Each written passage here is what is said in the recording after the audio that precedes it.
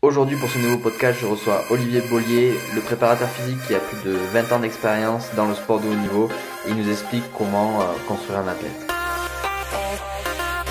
Bienvenue dans le Setup Podcast, le podcast où je vais à la rencontre des entraîneurs et préparateurs physiques du monde de haut niveau pour tenter de répondre à la question comment construire un athlète. Salut Olivier. Salut Gaël. Ça va, la forme?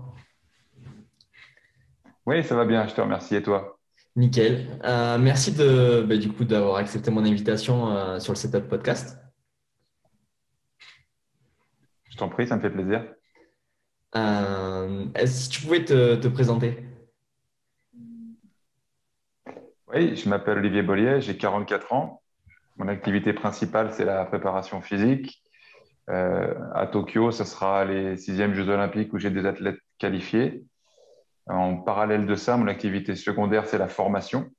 Je suis formateur physiquement parlant au sein du master et du diplôme européen de prépa physique de Lyon, en STAPS à Lyon.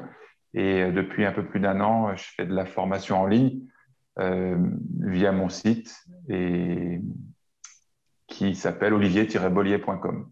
Voilà rapidement.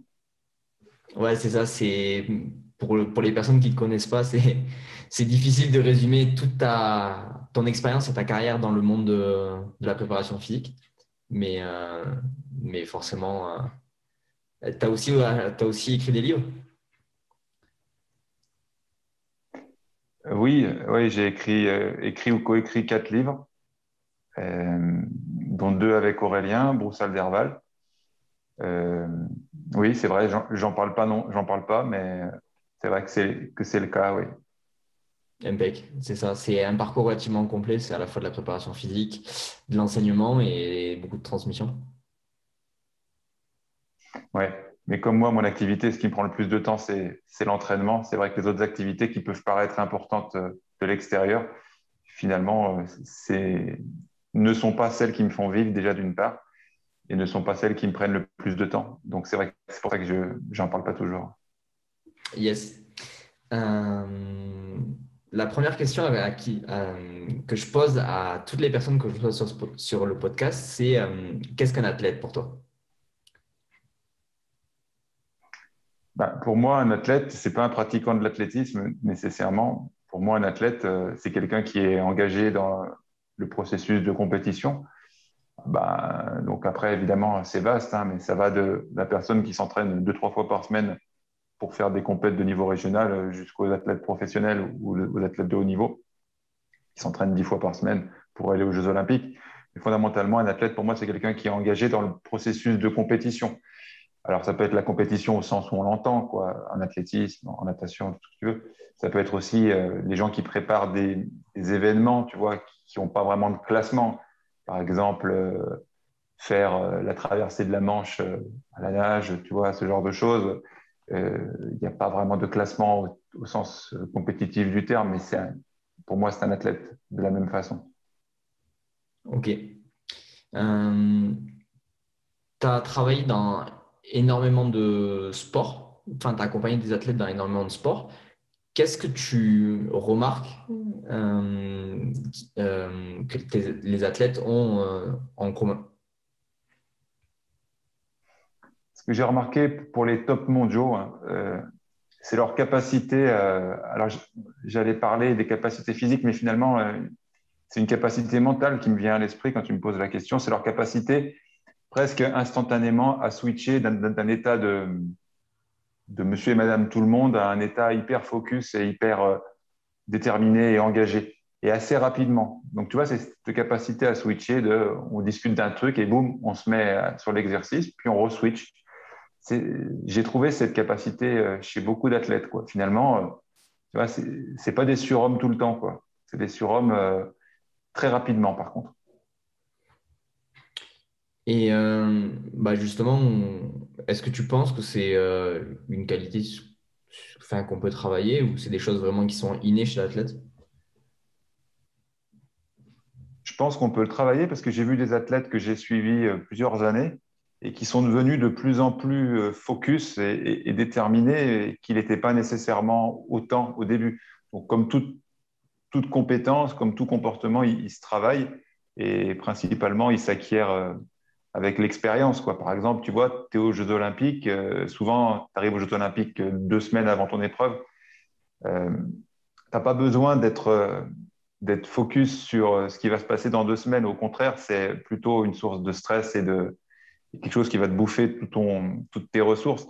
Donc, il faut être focalisé sur l'entraînement, sur ce que tu vas manger ou ce que tu as à faire quand il y a besoin. Mais le reste du temps, en fait, un des critères de réussite, ça peut être aussi ta capacité à être complètement ailleurs pour la bonne et simple raison que sinon, dans des événements de ce type-là, la pression, elle peut te submerger si tu es tout le temps dans ton événement, quoi. Donc, tu vois, les gens ils se disent, ils sont dans leur bulle, ils sont dans leur bulle. Oui, ils sont dans leur bulle quand il faut, le reste du temps, ils sont ailleurs, puisque sinon, tu es complètement, je pense, dévoré par la pression. C'est pareil pour nous, les entraîneurs. À un moment donné, si on pense qu'à ça du matin au soir, sans s'extraire de l'événement, on est rongé de l'intérieur. Donc, je pense que ça s'acquiert et ça s'apprend ouais, avec le temps. Et justement, tu as des outils, toi, pour améliorer cet apprentissage, cette flexibilité de focus, on peut appeler ça comme ça? Ouais. Pour moi, non, puisque dans mes compétences, la prépa mentale, c'est pas quelque chose. Je suis pas préparateur mental. Moi, vraiment, je me cantonne à la préparation physique. Il y a déjà suffisamment de secteurs. Donc, non, je suis pas capable de donner je suis pas capable de donner de bons conseils pour les athlètes. Après, en ce qui concerne la carrière d'entraîneur, moi, ce qui m'a aidé, ça a été vraiment de me distancier vis-à-vis de mon boulot et de ma personne, quoi.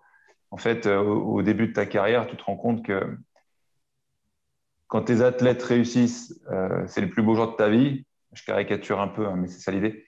Et quand les athlètes échouent, c'est la fin des haricots. Or, tu te rends compte que c'est un comportement, ça, qui est pas tenable dans le temps. C'est-à-dire que si tu veux faire une carrière comme ça, tu peux pas mourir à chaque fois que tes athlètes ont une mauvaise perf et être aux anges à chaque fois que ça se passe bien. Parce que de toute façon, l'ascenseur émotionnel est tel que tu tiendras pas sur la durée. Moi, j'ai appris, tu vois, à me distancer de ça en me disant la chose suivante, et ça pourra peut-être aider des athlètes, des jeunes entraîneurs qui sont en phase de réflexion là-dessus et qui sont un peu submergés par ça. En clair, quand un athlète réussit, c'est un tout petit peu grâce à moi. Quand il échoue, c'est un tout petit peu à cause de moi. Donc, tu vois, arriver à proportionnaliser son implication, je trouve que c'est un bon moyen de rester un peu stable émotionnellement. Sinon, c'est un métier qui est quand même coûteux d'un point de vue du temps hein, et des ressources à investir en termes humains. Tu vois, les gens ne s'imaginent pas que en fait, voyager partout dans le monde, c'est pas cool du tout, autant qu'on l'imagine, quoi. C'est-à-dire, tu pars pas en vacances. La plupart du temps, tu vois, quand les gens ils sont en week-end en train de regarder les matchs, et ben toi, les matchs, tu es en train de les vivre et de les faire vivre. Donc, tu vois, tu es complètement décalé du monde réel. Donc, en fait, finalement, c'est un métier qui est très, très, très prenant et qui coûte beaucoup d'un point de vue de la vie privée. Donc, au moins, il faut essayer de rester un petit peu stable psychologiquement, émotionnellement, sinon, tu es submergé et c'est difficile de faire une carrière. Ouais, c'est un peu paradoxal ce que tu me disais tout à l'heure là, c'est que euh, on met de plus en plus en lumière le rôle de la préparation physique dans la réussite d'un athlète de haut niveau. Et là, tu viens de me dire que ben, un des marqueurs et des grandes qualités des athlètes de haut niveau, c'est cette capacité à être focus et à switcher sur ben, ces grands événements. Et qu'en plus de ça, c'est pas le préparateur physique qui le gère. Du coup, je suppose que toi, tu dois t'entourer ou comment on peut réussir à mettre cette synergie en place, puisque on est un des éléments clés de la performance, mais on n'est pas non plus essentiel. Non, on n'est surtout pas essentiel, hein. Si on doit faire une classification, le plus important dans un staff technique, c'est l'entraîneur technique, technico-tactique. Nous, on est au service du projet sportif. C'est-à-dire que c'est pas important, c'est que c'est pas le plus important du staff technique. Le plus important du staff technique, c'est l'entraîneur. C'est le chef d'équipe, le head coach, tu appelles ça comme tu veux. Après, nous, on arrive dans un second temps. Notre job, nous, c'est de permettre à l'athlète et à l'entraîneur de réaliser son projet, en clair. C'est de donner les moyens physiques à la réalisation technique. C'est tout, hein, c'est tout. C'est déjà pas mal, mais et plus le sport a une approche tactique importante, moins la préparation physique est grande. Exemple, si tu veux, c'est bien plus important la prépa physique en natation, où fondamentalement, tu n'as rien à gérer tactiquement ou très peu de choses. C'est-à-dire que tu plonges et le premier qui a touché le mur, il a gagné, quoi. Tu vois, il n'y a pas non plus 30 choses que ça à gérer, versus un sport collectif où là, tu as quand même, en plus de tes capacités individuelles, tu as tout le tactique sur lequel tu peux t'appuyer, qui fait que si tu n'es pas au maximum de tes capacités physiques, mais que les autres le sont et que le tactique est très, très évolué, ça peut passer. Donc, tu vois, il faut toujours modérer déjà entre les sports individuels et les sports collectifs, et même à l'intérieur des sports collectifs, tu vois.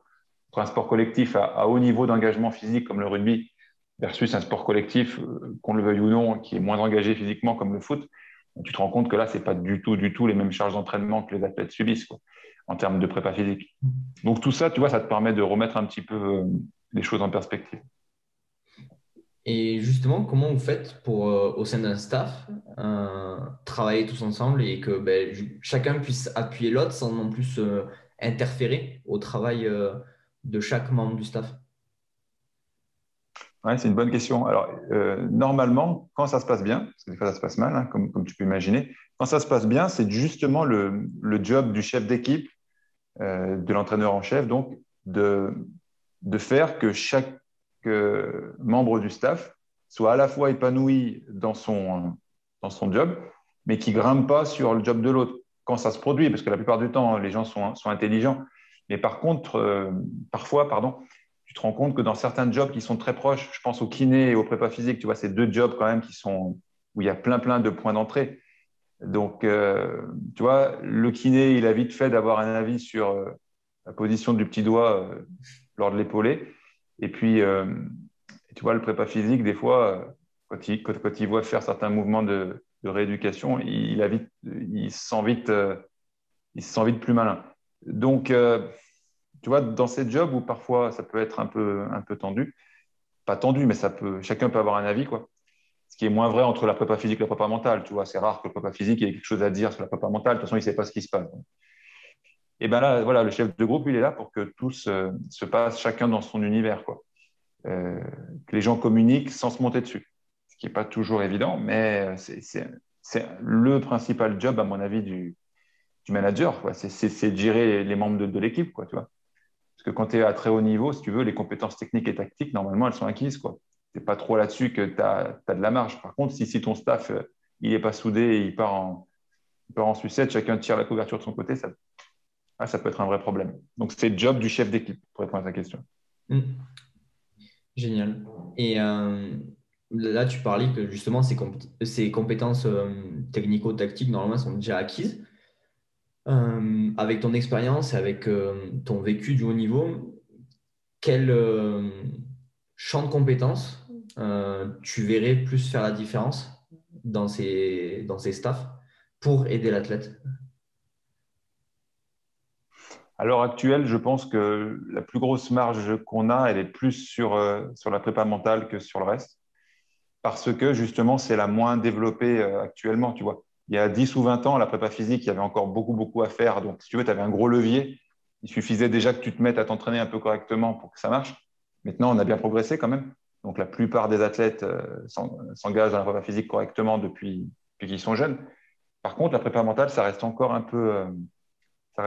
peu secondaire, voire parfois, tu vois, mis à distance. Donc, je pense que on a quand même bien gagné sur la gestion des aspects mentaux encore. Et justement, est-ce que tu as déjà pu faire des liens entre ben, ces compétences physiques et on sait que forcément le physique influence le mental et le mental influence le physique. Est-ce que tu as déjà pu faire des liens avec des athlètes avec qui tu as déjà collaboré de situation, de fonctionnement? Bah, assez peu. Parfois, ce dont on se rend compte, c'est que tu as certains profils d'athlètes pour qui la prépa physique, c'est une façon d'augmenter leur confiance en eux, puisque en clair, hein, c'est pas compliqué. Plus ils se sentent forts physiquement, plus ils se sentent forts mentalement. Alors des fois tu vois, j'ai envie de dire c'est placebo parce qu'il n'y a pas de rapport, mais peu importe. Hein, à très haut niveau, si tu te sens fort, c'est déjà une grosse plus-value, tu vois, sur les adversaires. Donc, à part ce profil-là où tu te dis, ah oui, il faut qu'il soit fort pour être fort, parce qu'en étant fort physiquement, il est fort mentalement. Sinon, pour les autres, pour les profils où c'est moins ciblé, je l'ai un peu moins vu. Je l'ai un peu moins vu. Voilà, pour répondre simplement. Ok. Du coup, ça nous fait enfin, ça me fait un peu penser euh, aux méthodes de neurotyping ou des choses comme ça. Je sais pas si tu les utilises. Ben, moi, j'ai un de mes séminaires qui s'appelle le profilage. Donc, c'est mon expérience qui a mis en évidence certains profils. Donc, si c'est ça dont tu parles, oui, si c'est classifier les gens dans des profils, oui, bien sûr, il y a des profils physiologiques et psychologiques différents. Et après, chacun vend un petit peu sa façon de classer les athlètes. Mais oui, ça revient à ça. Ouais. Ok. Ouais, donc c'est quand même quelque chose qui est primordial pour toi dans une prise en charge d'athlète de haut niveau. Ah oui, à haut niveau, c'est quand même compliqué en 2021, vu le niveau d'exigence du sport professionnel. C'est quand même délicat de se dire on va mettre tout le monde dans le même moule, quoi, tu vois. Ça, c'est quand même compliqué. C'est valable, tu vois, dans des pays qui ont un réservoir monstrueux d'athlètes, tu vois. Je pense, tu vois, à la Chine, où et effectivement, là, tu peux faire rentrer des tonnes d'athlètes dans un système relativement rigide et universalisé. Et ceux qui survivent à ce système-là, ils sont champions du monde parce que tu t'en fous d'en péter 9 sur 10. Donc, nous, déjà, déontologiquement, on s'en fout pas. Et en plus, enfin, quoique, et même si on s'en foutait, on n'a pas le réservoir. Donc, si tu veux, on est obligé de jouer la carte de l'individualisation parce que nous, nos athlètes à fort potentiel, on n'en a pas des pleines pelletées, quoi. Donc, on ne peut pas se permettre d'en péter 10 pour en avoir un qui sort et qui est champion du monde parce qu'on en a peu. C'est trop risqué. Donc, en plus d'être déontologiquement critiquable, c'est pour des pays comme la France, c'est pas possible, quoi. Tu vois, on n'a pas le réservoir, donc on est obligé de profiler les gens, quoi. À un moment donné, tu es obligé, sinon ça passe pas. Tu n'as pas assez de monde. Et justement, qu'est-ce qui explique, d'après toi, fait que on n'a pas ce réservoir? Bah, déjà, la taille du pays, si tu veux, en Chine ou en Inde, ils sont 1 milliard, quoi, si tu veux. Nous, on est 65 millions. Alors, mécaniquement, on peut pas rivaliser, tu vois. Tu fais rentrer 1 milliard de personnes dans un entonnoir, tu vois bien, quoi. À un moment donné, si le goulot est pas trop petit, il va ressortir plus de monde. Donc déjà, on n'est pas un grand pays d'un point de vue de la population. Et puis après, on est un pays riche dans le sens que, si tu veux, te casser le cul à t'entraîner dans des sports où tu gagnes pas des masses d'argent, dans un pays riche, si tu veux, parce qu'il faut s'imaginer qu'à part en foot, en rugby, en tennis, les athlètes sont pas riches, quoi. Tu vois, la plupart de mes athlètes dans les sports individuels, à part les tops mondiaux, tu vois, ils gagnent pendant quelques années, ils gagnent ce que gagne un prof de PS, quoi. Tu vois, ils vivent avec 2 000 à 3 000 euros par mois. Alors, c'est pas rien. Ce que je veux te dire, c'est que c'est beaucoup de choix de vie particuliers, de risques pris, parce que si tu te pètes vraiment fort, t'es niqué, quoi. Donc, si tu veux, dans des pays riches, pour gagner sa vie à ces niveaux-là, il y a des choses moins engagées, quoi, à faire. Donc, je pense aussi qu'il y a le côté c'est moins une question de vie ou de mort de réussir dans le sport en France parce que ben, on est un beau pays où il y a plein d'options pour réussir et puis surtout on est vachement protégé socialement, quoi. Dans des pays un peu à la dure, c'est un moyen de sortir de la misère, quoi. Donc c'est pas la même motivation à l'entrée, tu vois. Même dans des pays riches comme les États-Unis, pour rentrer à la fac, une fac prestigieuse aux États-Unis, c'est 40 000 dollars l'année, quoi. Tu vois. En master 2 à Lyon, c'est 400 euros de frais d'inscription, quoi. Donc 40 000 dollars pour rentrer, si tu as une bourse d'études, tu ne payes pas.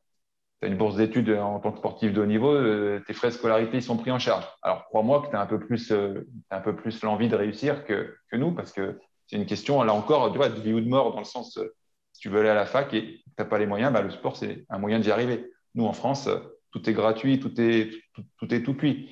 Alors, je caricature, mais ce n'est pas tout à fait vrai, mais enfin, on ne pourra pas comparer les États-Unis et la France, tu vois.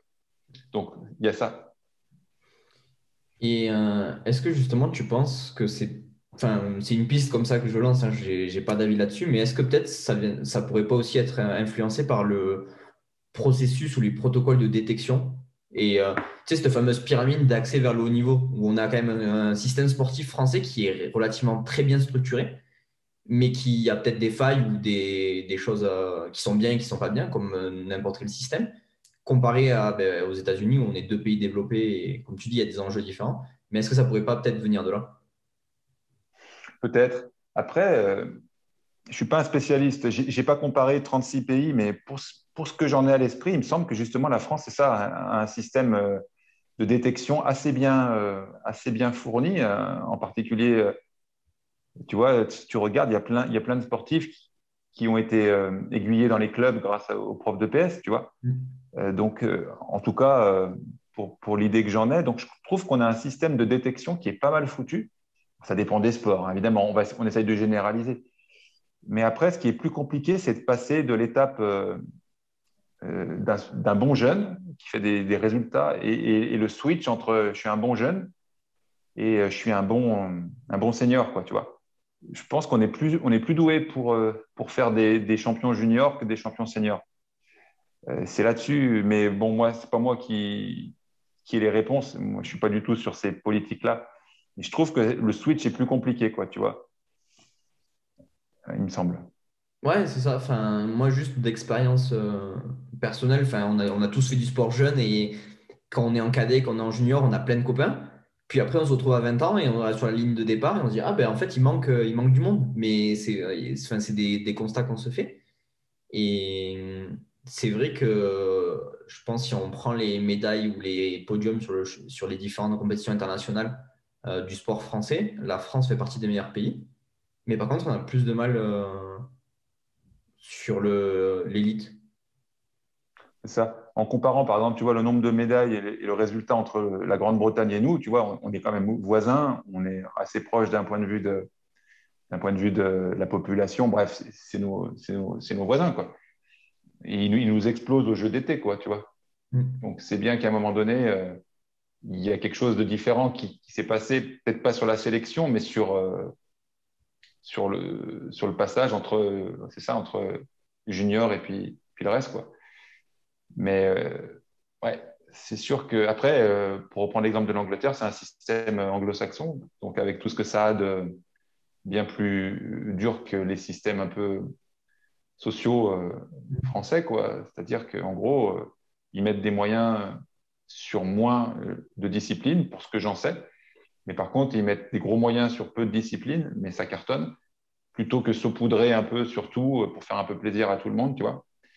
Au final, ça fait plaisir à tout le monde à l'instant T, mais est-ce que c'est un bon moyen? Mais je suis vraiment pas un bon client pour parler de la politique sportive. C'est vraiment pas moi qui l'anime. Moi, vraiment, j'ai des missions, tout ce qu'il y a de plus terre à terre, quoi, tu vois. Mm. T'as déjà eu l'occasion de justement de t'occuper de ces catégories juniors, enfin jeunes? Non, non, moi, j'ai eu des jeunes, mais qui étaient des jeunes, en fait, qui étaient déjà enclenchés dans le sport de haut niveau. Je me suis jamais occupé d'enfants ou de jeunes adolescents. C'est rare que j'ai des athlètes qui ont moins de 16 ans, tu vois. C'est très rare. Donc, non, je fais pas partie de ceux qui font le job le plus important, quoi, à savoir former les jeunes, et bizarrement, c'est toujours fait à l'envers, quoi. C'est-à-dire que les gens qui forment les jeunes, ça devrait être les meilleurs entraîneurs, les plus expérimentés et tout, et c'est rarement le cas pour deux raisons. La première, c'est que normalement, quand tu as goûté au sport de haut niveau et à ce que ça t'apporte, c'est compliqué de redescendre toutes les marches, tu vois, pour plein de raisons. Et puis, deuxièmement, souvent, tu gagnes quand même bien mieux ta vie en première division qu'en promotion d'honneur, tu vois. Donc, ces deux raisons font que on fait le truc à l'envers, quoi. Mais ça se comprend, quoi. Ça se comprend. Ouais. Est-ce que d'après toi, il y a des choses qui sont importantes à faire? Enfin, 16 ans, t'es pas encore à ce qu'on appelle, je sais pas, t'as pas d'expérience, t'as pas de maturité du haut niveau. Mais pourtant, c'est quand même une année qui est relativement charnière avant d'aller justement vers l'élite. Est-ce que toi, tu as des choses que tu fais particulièrement attention avec ces athlètes-là? Ben, moi, j'utilise pour le coup vraiment une philosophie le plus possible non spécifique. C'est-à-dire que déjà, je ne crois pas à la surspécialisation, même chez les gens de 25 ans. Mais en plus de ça, tu vois, quand je construis un plan sur une Olympiade, j'essaye, entre l'année la plus loin des Jeux et l'année la plus proche, j'essaye que d'année en année, en fait, plus on est loin des Jeux, plus on a une grande richesse des mouvements, une grande richesse des savoir-faire. Et plus on se rapproche des Jeux, plus on se focalise sur les mouvements prédictifs, sur les mouvements à haut niveau de transfert. Donc, pour un jeune, c'est ça. J'essaye d'écarter le plus possible la spécialisation précoce, ce qui est plus facile à dire qu'à faire. Mais au moins, tu vois, dans le domaine de la musculation, j'essaye de pas trop le spécialiser sur un mouvement, quoi. Tu vois, par exemple, s'il aime plus l'épaulé que l'arraché, eh ben, j'essaye de lui faire comprendre, ou plus ou moins discrètement, que oui, il aime bien l'épaulé, mais on va encore bien, bien, bien faire de l'arraché. Et il peut aussi du jeté, quoi. Et puis, tu vois, année après année, on va peut-être aller différemment, mais tu vois, j'essaie au moins d'avoir une grande pluralité de mouvements à l'intérieur des séances. Et c'est un peu moins vrai chez cette même personne, mais tu vois, 5 ans plus tard, quoi, par exemple. On se sera un peu plus focusé peut-être sur certaines choses. Mais vraiment, chez les jeunes, si on peut donner un conseil, c'est il faut ouvrir le spectre hein, des apprentissages. Mm. Euh, Tu me parlais là d'épauler, d'arracher, enfin de toutes ces mouvements d'haltérophilie ou les semi-techniques d'haltérophilie. C'est quelque chose, toi, que tu utilises beaucoup dans ta prise en charge en préparation physique? Ouais, ouais, c'est quelque chose que j'utilise beaucoup. J'en ai même fait un séminaire en ligne pour te donner l'importance que j'y accorde. Euh, c'est pas que je les utilise pour les utiliser, mais entre les mouvements techniques et toutes les possibilités qu'on a de faire des semi-techniques qui sont loin d'être aussi difficiles d'accès que les mouvements traditionnels, euh, ça t'apporte quand même, quand tu as un peu le temps de construire quelque chose, ça t'apporte tellement pas seulement sur l'amélioration de la puissance. C'est vrai qu'on les vend toujours sur l'amélioration de la triple extension en genou-cheville à haute vitesse, bien sûr. Mais tu vois, pour citer un autre avantage à maîtriser ces mouvements-là, ça t'apprend aussi ta capacité à absorber les impacts. Tu vois, si tu fais une variation sur des angles hauts, type épaulé debout, tu vois, power clean pour les anglophones, ça t'apprend à absorber en toute rigidité et en tout gainage, j'allais dire, ça t'apprend à absorber les impacts. Donc, en plus de travailler la triple extension à haute vitesse, ça t'apprend à absorber les impacts. C'est une formidable école du dos pour les jeunes et les enfants et les ados. Tu vois, normalement, si tu sais prendre une charge par terre pour faire un arraché ou un épaulé, quel que soit le niveau de technicité, technique, semi-technique ou je ne sais quoi, tu sais prendre un objet par terre, le dos fixé, ça va quand même se transférer à plein de trucs. Tu vois, et sans parler de la santé pour toute ta vie, quoi. Donc, ouais, je trouve que c'est quand même une économie on peut s'en passer, mais il y a quand même un listing d'avantages qui est monstrueux, quoi. Mm. Là, tu viens d'évoquer une notion qui est vraiment, vraiment, je pense, importante pour nous, préparateurs physiques, c'est cette notion de transfert. Tout à l'heure, tu me disais, au contraire, je veux éviter la spécialisation, mettre une variété de mouvements très importante. Mais on est d'accord que cette notion de transfert, on y tombe facilement puisqu'on veut que l'athlète performe. Comment tu arrives à jongler dans ce paradigme de dire je ne le spécialise pas, mais j'arrive quand même à lui faire transférer tous ses acquis dans son sport et dans son activité? Déjà, la chose que je mets en place, et tout mon système d'entraînement est basé là-dessus, c'est la recherche du maillon faible. En fait, une chaîne, que ce soit une chaîne musculaire ou une chaîne en métal ou une chaîne de ce que tu veux, elle n'est jamais plus forte que le plus faible de ses maillons. Donc, ce qui veut dire concrètement que plus on est loin des compétitions, que ce soit à l'échelle de l'année ou à l'échelle d'une Olympiade, plus on est loin des compétitions, plus on travaille les maillons faibles, qui vont être ceux qui vont limiter la production globale de force. Et plus on se rapproche des compétitions, plus on est sur les points forts. Pourquoi? Pas spécialement d'un point de vue physiologique, mais plutôt d'un point de vue psychologique. En clair, en période de compétition, tu as besoin d'être fort sur tes points forts pour être dominant d'un point de vue mental. C'est surtout ça que je veux mettre en avant. Donc c'est ça. La spécificité, oui, mais le maillon faible avant tout, puisque c'est lui qui va limiter toute la production de la chaîne. Et sans parler de la prévention des blessures. Là encore, si tu tires sur une chaîne en métal où il y a un seul maillon merdique au milieu, c'est le maillon merdique qui va lâcher, ce n'est pas les maillons forts. C'est à peu près la même métaphore pour des chaînes musculaires. À un moment donné, c'est le maillon faible de la chaîne postérieure qui va lâcher, ce n'est pas le maillon fort. Donc, tu vois, si tu vois la préparation physique sous le prisme du maillon faible, ça change vraiment le paradigme. Ouais, c'est vrai que on a du mal à l'avoir on est, tu sais, on est focus dans nos objectifs, dans nos préparations. Et en fait, le fait de prendre du recul, ben, je pense que ça nous pousse à aller dans cette direction-là, de aller vraiment faire une préparation physique globale et qui soit réellement bénéfique, puisque au final, elle sera réellement bénéfique. Plutôt de se concentrer vraiment sur des petites choses, des petits détails, mais qui à long terme fonctionneront pas. En tout cas, il y a des moments dans la saison où effectivement, comme tu dis, il faut se focuser sur du très spécifique. Je ne remets pas en cause. Mais ce que je veux juste dire, et peut-être que des fois j'exagère, alors c'est mal compris, mais il y a quand même tout un moment de l'année où c'est pas qu'il ne faut pas s'occuper de l'aspect spécifique, mais il ne faut pas sous-considérer tout ce qui est à côté qui ne semble pas de premier abord important, mais quand tu réfléchis en termes de maillon faible, oui, c'est ça peut-être que des fois je vais un peu vite pour expliquer, mais oui, c'est ça l'idée. Ouais, complètement. Euh, ouais, c'est. euh, Est-ce que du coup c'est maillon faible? Si on revient à la notion de staff qu'on avait tout à l'heure, tu arrives à les imbriquer avec l'ensemble des compétences du staff ou c'est quelque chose qui est très préparation physique centrée? C'est préparation physique centrée et kiné centrée. Les kinés, ils sont assez sensibles à ça. Donc, c'est avec eux que tu peux le mieux échanger. Le staff technique, lui, il s'en tamponne du maillon faible. Le staff technique, tu sais, c'est vachement plus à court terme, ce qui est logique. Hein. C'est quand est-ce que mon athlète il va rejouer s'il est blessé et puis comment faire pour qu'il soit plus rapide si je le trouve pas assez rapide et plus endurant si je le trouve pas assez endurant. Tu vois, c'est vachement plus pragmatique. Et après, le reste, ils s'en foutent un peu.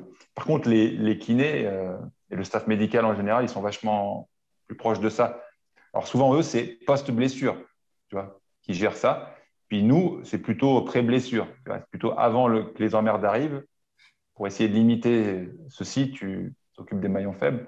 Bon, une fois que les emmerdes sont arrivées, c'est plutôt de l'autre côté. Mais à part les kinés, le reste. Après, en prépa mentale, tu vois, on peut se rendre compte de la même chose. Hein. À un moment donné, mentalement, le problème, c'est pas tes forces, quoi. Là où tu es fort, tu es fort. J'ai envie de te dire, oui, tu peux être encore plus fort. Mais le problème, c'est que si tu as des manquements d'un point de vue mental qui sont majeurs, c'est ces manquements-là qui vont foutre le bordel dans tout le reste, quoi, tu vois. C'est pas des points forts, d'accord, mais il faut pas que ça soit complètement occulté par des points faibles qui te bouffent la vie, quoi. Tu vois. Hmm. Et est-ce que justement, tu as déjà réussi à faire des liens avec le staff technique sur ces maillons faibles dans le mouvement sportif?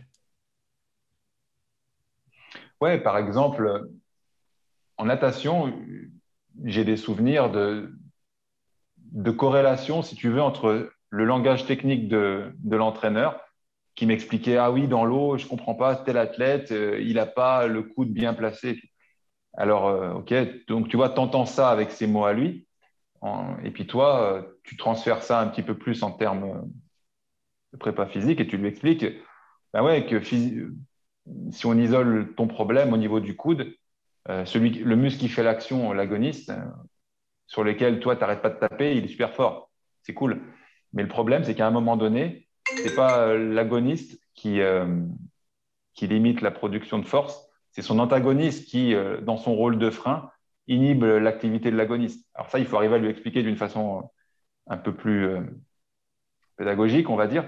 Mais si tu lui fais comprendre que c'est pas le muscle qui fait l'action qui, là, dans son scénario, pose problème, mais c'est l'antagoniste qui freine tout le truc parce que il n'est pas assez fort. Et si l'organisme il capte une information de faiblesse, il bloque le système, tu vois, pour limiter les risques. Donc oui, voilà, ce genre d'exemple, tu arrives à expliquer. C'est pas si évident que ça, quoi. Il faut être un peu pédagogue. Hmm. Ouais, c'est ça. C'est souvent on a du mal à voir le corps comme une espèce de comment ça s'appelle, de solide, unique en équilibre, en fait. C'est qu'il y a une espèce d'équilibre. J'aime beaucoup la notion de tenségrité. Je sais pas si ça te parle ou. Oui, Myers en a bien parlé, mais bon, je trouve que c'est un concept qui est quand même qui est bien sympa sur le papier, mais qui est compliqué à faire comprendre. Hmm. Ouais, enfin, c'est vrai que c'est pas tout simple, mais Non, ça nous permet de mettre en lumière ce fameux maillon faible qui dit qu'il y a un déséquilibre à tel endroit, ça bouleverse tout le système et que c'est compliqué de compenser. c'est ça. Yes. Tu as travaillé dans beaucoup de sports où la notion d'engagement est importante. Je pense notamment au snowboard cross. Tu as fait quelques sports de combat, il me semble aussi. Ouais, j'ai eu un athlète qui a fait 17e au championnat du monde de taekwondo, mais j'ai eu peu de sports de combat. Mais oui, j'ai eu beaucoup de sports à prise de risque, à engagement très, très fort. Ouais. J'ai même eu une athlète qui est passée à quelques millimètres de la tétraplégie, quoi, en snowboard cross il y a quelques années. En fait, ce que les gens s'imaginent pas, c'est que dans cette discipline de neige, comme le ski ou toutes les disciplines de la fédé de ski, tu peux y laisser ta peau, quoi, au sens propre du terme. L'année où mon athlète s'appelle Manon, l'année où Manon a failli être tétraplégique, si tu veux, la même année, il y a eu un mort à la fédé de ski. Un descendeur est mort à l'entraînement. Mort, tu vois, pas. Mm. Et ça, on a du mal à s'imaginer qu'il y a des sports où s'il y a une couille physiquement ou techniquement ou ce que tu veux, ton pronostic vital est engagé, ou alors, sans parler de mourir, mais tu peux te faire très très mal, quoi, tu vois. Tandis qu'en natation, pour reprendre un autre sport où j'ai beaucoup bossé, en natation, dans le pire des cas, tu as mal à l'épaule, si tu es mal préparé, et tu fais un mauvais chrono, mais tu vas pas te noyer, quoi, tu vois. C'est pas. Et en fait, la plupart des sports, on s'en rend pas compte. Les gens s'imaginent pas qu'il y a des sports dangereux, tout simplement. Alors, ça arrive rarement parce que justement, les gens qui y sont, ce pas des touristes. Mais quand même, quand même. Donc oui, oui, oui, ça m'est arrivé, oui. Et justement, comment tu gères cette notion de risque dans ta prise en charge prépa physique? Bah, moi, en prépa physique, par exemple, je vais donner l'exemple des sports de neige, là, comme le snowboard cross. Le snowboard cross, pour ceux qui ne savent pas, c'est une discipline de course assez spectaculaire. Tu pars à quatre simultanément dans un parcours. C'est en ski cross ou en snowboard cross, en ski ou en snowboard. Il y a les deux disciplines. Une discipline où tu pars à quatre simultanément dans un parcours qui dure une grosse minute. Et il y a des sauts, il y a des virages, bref, c'est un parcours. Mais ce n'est pas du tout artistique, c'est-à-dire que tu vas le plus vite possible. Et tu es quatre dans un parcours qui ne fait pas les Champs-Élysées, quoi, tu vois. Et les gens débaroulent là-dedans. Ils ont des pointes à 90, 100 km/h, quoi. Et le premier qui est arrivé, il a gagné. C'est une course. Donc, si tu veux, dans ces sports-là, quand tu veux développer l'endurance, nous, on en est arrivé au constat suivant. On veut que nos athlètes ils soient lucides en situation de fatigue. Pourquoi? Parce que dans leur sport, à un moment donné, il faudra prendre une décision importante en situation de fatigue. Un peu comme un boxeur, tu vois. Un boxeur, il faut qu'il prenne une décision alors qu'il se prend des coups dans la gueule. À un moment donné, nous, on a voulu, tu vois, pour améliorer cette compétence, être lucide en situation où tu l'es pas vraiment, ben ça, on le travaille. Donc, nous, qu'est-ce qu'on fait maintenant, la plupart de notre travail de cardio, on le fait en situation de prise de risque, entre guillemets. C'est-à-dire qu'on le fait en cross-training ou en crossfit. C'est-à-dire qu'en gros, c'est sous forme de circuit, mais si tu penses à autre chose, tu te prends un medicine ball sur le coin du pif ou tu peux te faire mal, tu vois. Donc, des situations où il faut rester lucide pour rester en bonne santé. Ou alors, nous, on le fait aussi en skateboard dans des parcours qui ressemblent à des parcours, mais fait comme ça. Ça s'appelle des pump tracks. C'est des parcours, en fait, exactement comme sur la neige. Et pareil, si tu rêves, vu que tu as les cannes en feu, si tu rêves, tu te casses la gueule et là, tu ne glisses pas, quoi. Tu t'exploses la gueule par terre. Donc oui, moi, la prise de risque, je la gère comme ça, en situation de risque, si on peut dire, modérée, où mes athlètes, il faut qu'ils soient pas toujours en sécurité à 100%. Voilà, pour répondre à ta question. Mm. Et justement, est-ce que tu l'as périodises cette prise de risque, comme tu me parlais un peu plus tôt de tes mouvements, d'haltéro, Hmm. de tes différentes qualités? Oui. Plus on est loin des compètes, plus la prise de risque est grande. Plus on est proche des compètes, moins elle l'est. Ok. Simplement parce que du coup, ils retrouvent des hauts niveaux de prise de risque sur les compétitions, c'est ça? C'est ça. Et c'est pas le moment de se croûter à côté, quoi. On a suffisamment de chances de se croûter correctement dans son sport. Tu vois, on limite les chances de se faire mal. Ouais, tout simplement, mais c'est ça. Hmm. Ouais, c'est ça. Au final, en fait, là, tu deviens plus un manager du risque qu'un C'est préparateur physique. ça. C'est ça. Et un truc moi qui m'a vachement étonné, moi je viens pas du tout des sports à engagement, tu vois, moi j'étais lanceur de poids, alors autant t'imaginer, tu vois, la prise de risque là, elle est proche de zéro.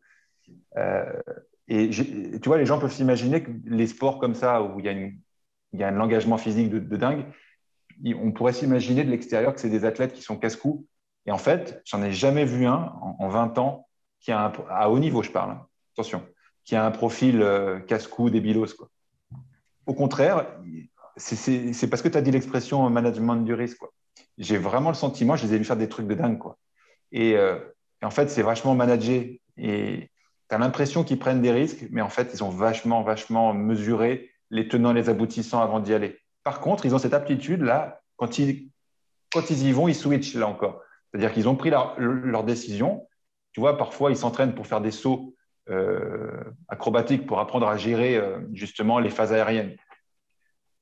Et ben, quand ils font un truc, c'est gamberger avant. Par contre, quand ils switchent, ils y vont, tu vois. Ils se disent pas jusqu'au dernier moment, je vais me tuer, parce que là, pour le coup, ça risque.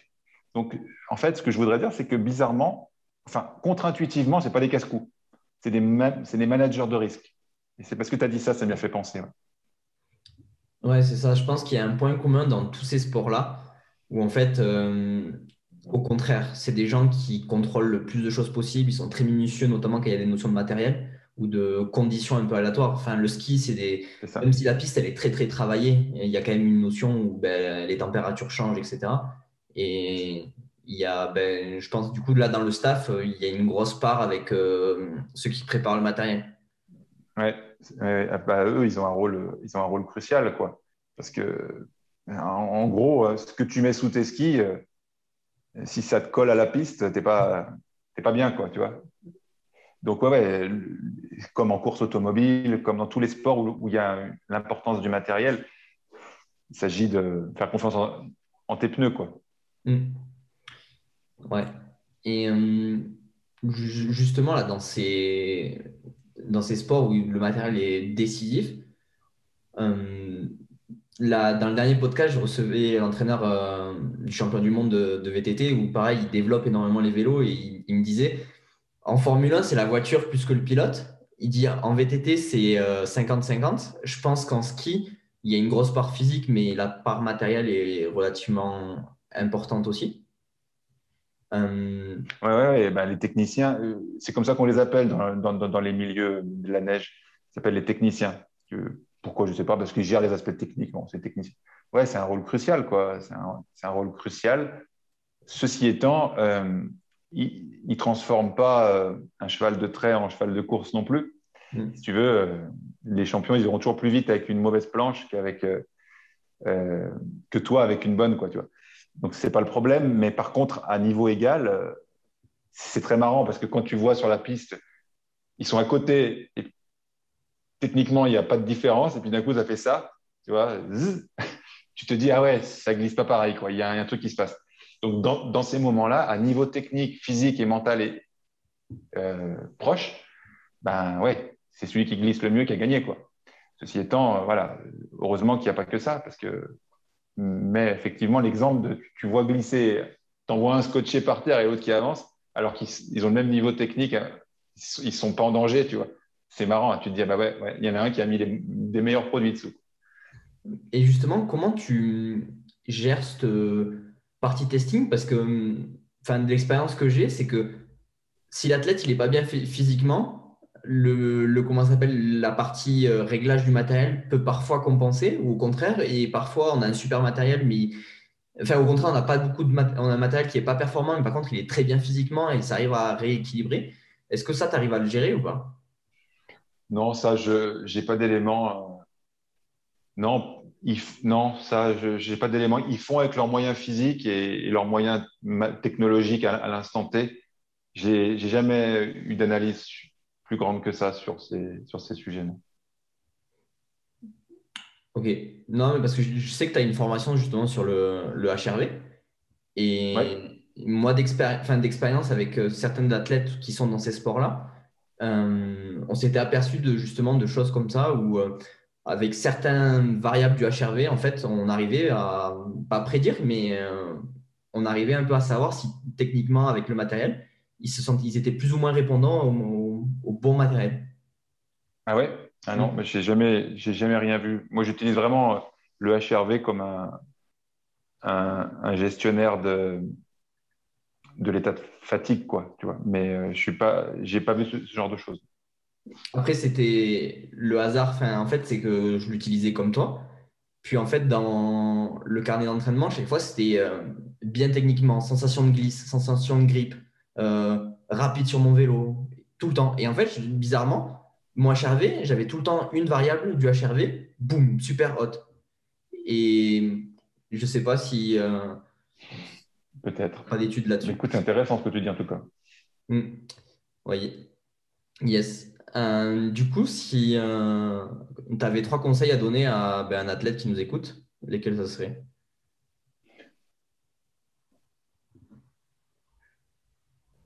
Premièrement, prends le temps de développer les bases de la pyramide, tu vois, avant de vouloir mettre le toit. Ça paraît quand même un conseil un peu bateau, mais quand même, si tu as construit des fondations solides, tu vas pouvoir t'appuyer dessus toute ta, toute ta carrière et surtout, ça va te permettre, dans les moments où c'est compliqué, tu vois, t'appuyer sur quelque chose qui reste stable. Donc, premier conseil qu'on peut donner, c'est ça, prends le temps de développer les compétences de base. C'est pas les plus marrantes à développer, tu vois, mais c'est un peu comme tout, quoi.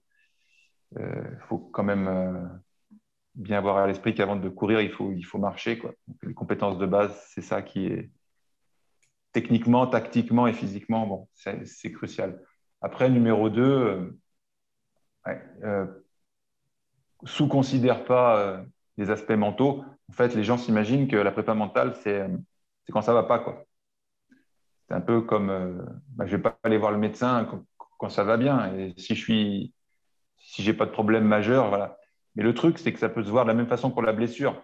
C'est-à-dire que c'est comme si tu fais pas de travail prophylaxique parce que tu te dis, je suis pas blessé, quoi.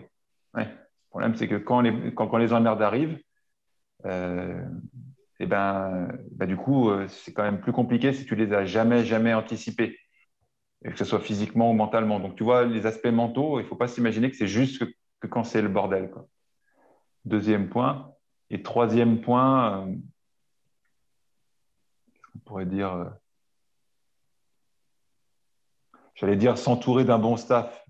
Là encore, ça fait un peu conseil lambda. Et ceci étant, ce qu'on pourrait dire pour affiner un peu, c'est que il faut chercher dans son staff pas quelqu'un qui te dise ce que tu as envie d'entendre tout le temps, mais quelqu'un qui te dise ce que tu as besoin d'entendre. Et ça, c'est pas toujours facile parce que les athlètes de haut niveau, surtout à fort potentiel, quand ils sont jeunes, l'ego, je trouve, vient beaucoup parasiter l'intérêt, quoi. L'ego passe par-dessus. Et souvent, c'est moins vrai plus tard. C'est moins vrai parce que quand tu t'es pris deux, trois blessures et puis deux, trois grosses casquettes, mais quand tu as réussi très tôt, très fort, c'est compliqué d'entendre des choses que tu n'as pas envie d'entendre. Et voilà, peut-être le troisième conseil qu'on peut donner, c'est que l'ego, ça reste un jouet pour assembler des pièces les unes avec les autres, tu vois. Et l'ego, il doit servir ton projet. Il ne doit pas servir autre chose que ton projet sportif, quoi. Hmm. Voilà. Ouais, c'est ça. Et je pense que ça, c'est le rôle du coup des premiers entraîneurs chez les jeunes c'est de l'éducation. C'est vrai, c'est l'éducation, mais j'ai envie de te dire aussi, c'est le rôle des parents avant Mm. toute chose, quoi. Après, des fois, tu vois, les éducateurs et puis les parents, ils peuvent pas te préparer à tout, quoi. Tu vois, j'ai eu une de mes athlètes. qui a été la plus jeune médaillée olympique de l'histoire. Julia, aux Jeux Olympiques de Pyeongchang, elle est la plus jeune médaillée olympique. Elle a fait vice-championne olympique à 16 ans. Si tu veux, c'est un tel bouleversement dans ta vie, à tout point de vue, que si tu veux, tu as beau avoir reçu une éducation solide ou quoi que ce soit, ça t'aide. Mais il y a quand même une déferlante que tu prends pleine face qui fait qu'il faut quand même l'apprendre. Et effectivement, si tu as été bien entouré, tu vas l'apprendre moins fort, mais tu vas l'apprendre quand même, quoi. À un moment donné, se prendre aussi le mur, c'est un peu obligatoire, tu vois. Je parle pour devenir le meilleur athlète du monde. Si c'est pour gagner les championnats du Lyonnais, on s'en fout, quoi, tu vois. Mais pour des grands objectifs supérieurs, à un moment donné, il faut se prendre quand même deux, trois belles carottes.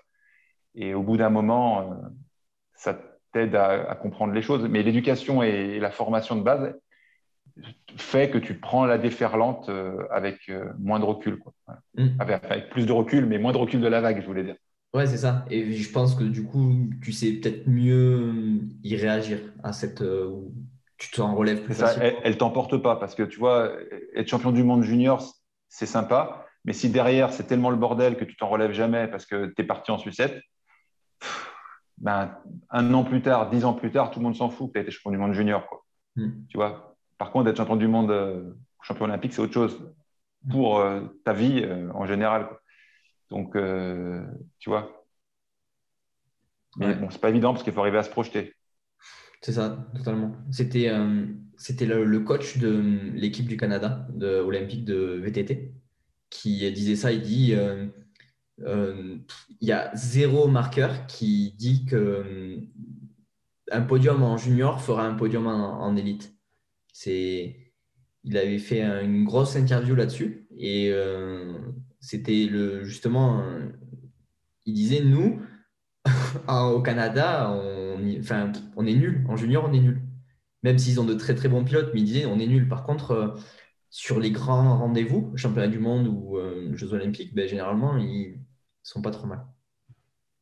Ouais, ça revient à notre discussion de début, à savoir, ouais, j'ai le sentiment que nous, par contre, on peut produire des top athlètes jeunes, mais on a peut-être un petit peu plus de difficultés à transformer l'essai, quoi, tu vois, entre top athlètes jeunes.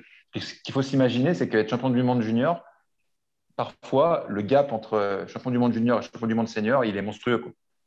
Et des fois, la marche, elle est énorme, quoi. Et ce qui est compliqué, c'est que parfois aussi, quand même, la marche est énorme, mais un super junior, il arrive parfois sur des coups d'éclat à dégager des seniors de la piste et à perfer. En fait, c'est illusoire parce qu'il n'est pas reproductible. Mm. Tu vois, paf, typiquement, ce qui s'est passé dans l'exemple de Julia, quoi. C'est une athlète extrêmement talentueuse. Mais là, cette année-là, euh, tout le monde savait que c'était un monstre en devenir. Mais là, cette année-là, elle est passée et elle est devenue championne olympique. C'était une surprise quand même, tu vois. Mais derrière, la pauvre, elle a mis 2 ans à galérer pour revenir. Et juste cette année, elle est repassée quatrième mondiale. Ça y est, tu vois. Entre sa médaille olympique et maintenant, elle a eu 2 ans de galère, quoi. Galère. Elle s'est pris la vague, mais parce qu'elle est solide, parce qu'elle est bien entourée, bien éduquée, voilà, maintenant, elle est numéro 4 mondial, senior. Et du coup, elle a plus 16 ans, elle en a 19. Et l'année prochaine, c'est les Jeux de Pékin. Ça va pas être la même, hein. Donc, je ne dis pas qu'elle va faire mieux forcément, mais tu vois, voilà, c'est un bon exemple, quoi. À un moment donné, quand tu es très talentueux et très très fort jeune, tu arrives des fois à passer devant les aînés, mais tu n'es pas reproductible. Donc, si tu n'es pas reproductible, tu ne tiens pas sur la durée. Et c'est ça qui fait la différence. Ça prend du temps, quoi. Mm. Ouais, je pense que tu as bien, enfin, t'as résumé avec les bons mots la discussion qu'on avait au début du podcast. Je pense que tu es un des entraîneurs un des entraîneurs français qui a connu le plus d'Olympiades. Qu'est-ce que tu as vu le plus évoluer entre quand tu es arrivé en tant que jeune entraîneur et que tu as commencé à côtoyer le haut niveau et maintenant où tu es toujours dans le haut niveau et tu as beaucoup plus d'expérience? En 20 ans, quand même, entre les années 2000 et les années 2020, les gens ne s'imaginent pas comment ça s'est professionnalisé, quoi, tu vois. Et le niveau, en fait, le niveau de la profession de préparateur physique est passé, c'est un autre monde, quoi. Moi, je me rappelle quand j'étais étudiant, il y a 25 ans de ça, j'étais dans les meilleurs étudiants, si tu veux, de ma génération. Et le mois de maintenant, et le mois de l'étudiant brillant que j'étais à l'époque et un étudiant brillant de maintenant, si tu veux, il y a une année-lumière. En fait, il y a un gap de professionnalisation qui est monstrueux. Alors, il s'explique principalement par Internet, quoi. Principalement par Internet.